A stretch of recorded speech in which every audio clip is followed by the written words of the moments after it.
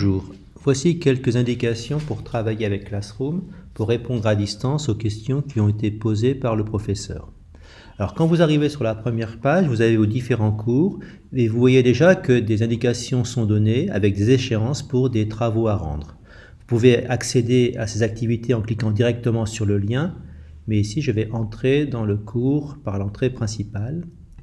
Voilà, et je vois ici effectivement un certain nombre d'annonces avec des activités proposées par le professeur. Alors ici, il y a beaucoup d'annonces parce que je vais essayer de montrer quels sont les différents types d'activités possibles. Alors, ici à gauche, vous avez toujours les prochaines échéances, les prochains travaux à faire. Alors, vous pouvez cliquer directement sur les postes pour accéder à l'activité. Ici, je vais passer par travaux et devoirs puisque les activités là sont classées par grand thème, par grand chapitre de votre cours. Alors, les activités, je disais tout à l'heure, vous avez d'abord les activités ici qui sont simplement de lecture, de consultation, avec ce petit icône. Par exemple, dans le chapitre 9, l'homme et son histoire, si je clique sur afficher le support, je vois effectivement qu'on me propose un texte à lire pour le cours ici sur l'histoire. Donc je peux l'afficher, je peux l'imprimer, je peux même le placer sous un autre onglet en l'ouvrant dans une nouvelle fenêtre. Alors, je vais revenir. Donc ça, c'est une première possibilité. Et c'est la même chose ici pour des éléments sur le cours sur la religion. Alors, les points d'interrogation maintenant. Les points d'interrogation, ce sont des questions qui attendent une réponse courte. Par exemple, je vais prendre celui-ci. On voit que j'ai pour le 11 mars à répondre. J'affiche la question. La question, donc, c'est lire attentivement les éléments pour le cours la religion. Alors, j'ai bien vu que, effectivement, on m'a fourni des éléments de cours, hein, c'était le document précédent, et je vais donc le lire, et je vais simplement ici répondre comme quoi j'ai lu attentivement le cours. Je rends la réponse, ici, c'est pas un devoir long, c'est simplement une réponse, et voilà, la réponse est rendue. Et à ce moment-là, la tâche qui a été attribuée maintenant, c'est indiqué remis, ça veut dire que j'ai bien répondu et que le professeur recevra ma réponse. Je reviens sur un autre type de question. Par exemple ici, on voit autre question, donc c'est toujours une réponse courte pour le 13 mars. Si j'affiche la question donc c'est que signifie le mot athéisme, et avec une consigne plus précise, votre réponse doit être sous la forme d'un texte rédigé. Alors ici, j'ai la place pour répondre en quelques lignes. Décidément, etc. Ça peut prendre plusieurs lignes, rendre le devoir, je confirme, et donc la réponse est envoyée au professeur. Voyons un autre type, maintenant, de réponse possible. Donc c'est le devoir. Alors on va en voir trois types. Premier type, voilà. J'affiche. Ici, on me demande de lire le texte, de dégager l'idée principale, dégager le plan du texte. Donc j'ai un texte qui est joint, hein, qui est donc un texte d'un auteur qui s'appelle ici Maurice Godelier, peu importe. Le texte, je peux l'afficher, je peux l'imprimer, et donc je vais pouvoir répondre. Alors, comment répondre ici, puisqu'on me demande un petit texte, hein, l'idée principale, dégager le plan. Je vais tout simplement créer un document sous format docs. Donc le document va se créer ici en haut à droite. Un instant pour que la création soit faite, le voici. Donc si je clique sur ce document, je vais donc accéder à un traitement de texte.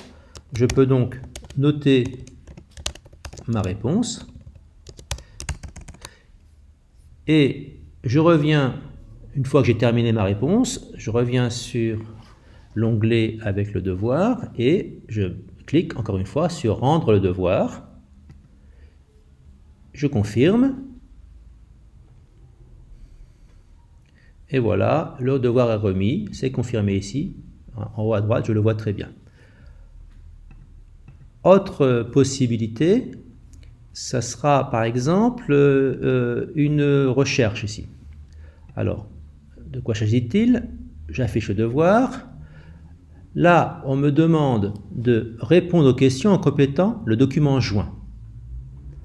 Alors, le document est ici, hein, je le vois ici, un document qui m'a été fourni. Alors, je précise, à chaque fois que je suis dans une question, je ne l'ai pas encore dit, je peux toujours envoyer un commentaire, c'est-à-dire poser une question au professeur si je n'ai pas compris quelque chose. Et quand c'est marqué commentaire privé, ça veut dire qu'il n'y a que moi qui puisse lire et le professeur, et pas les autres camarades. Ce qui est différent des commentaires ajoutés au cours, qui eux sont visibles par l'ensemble de la classe. Alors je reviens à l'exercice lui-même, donc je vais cliquer ici sur le document. Voilà, j'ai des questions, je réponds. Là, on me demande de faire une recherche, donc ça sera peut-être un peu plus long, je réponds, peu importe ici, et je vais revenir sur, attendez, c'est pas ça, ici, pardon, je vais revenir ici sur le document, rendre le devoir, je confirme, et donc mes réponses auront été complétées directement sur le document fourni et renvoyées au professeur. Autre chose, vous avez remarqué qu'il y a ici indiqué annuler la remise. Cela permet pour certains devoirs d'annuler donc la remise du devoir afin de pouvoir refaire ou compléter quelque chose qu'on aurait oublié. Et à ce moment-là, je peux donner une nouvelle version de mon devoir, cela bien sûr jusqu'à la date limite. Alors, faut faire attention, si on annule la remise et qu'on ne remet pas le devoir, à ce moment-là, ce sera comme si on n'avait rien rendu. Donc je peux modifier un devoir, mais bien sûr, il ne faut pas oublier de le remettre avant la date limite. Alors, on va voir maintenant le dernier exercice. Le dernier devoir, c'est le test. Là, j'ai un test. Alors, de quoi s'agit-il? Alors, je vais l'afficher. Vous avez donc ici un test qui est sous forme de Google Forms, qui est donc un QCM. Alors, je vais aller sur le devoir. Alors, voilà, ça se passe comme ceci. Donc, c'est un QCM. Je vais pouvoir répondre au QCM. Donc là, je donne qu'une seule réponse, je fais au hasard ici. Là, je peux donner plusieurs réponses. Quand c'est sous forme de carré, ça veut dire qu'il y a plusieurs réponses possibles. Voilà. Je vais plutôt mettre ça. Et puis, ceci. Donc, je vais envoyer le devoir et tout de suite, le devoir sera envoyé donc au professeur. Et je peux même, si ça a été paramétré, voir ma note ici, bon, note moyenne 3 sur 5. Voilà donc le dernier exemple d'exercice possible, le test. Il y en a encore d'autres d'ailleurs, on pourra en ajouter. Maintenant c'est à vous, bon courage.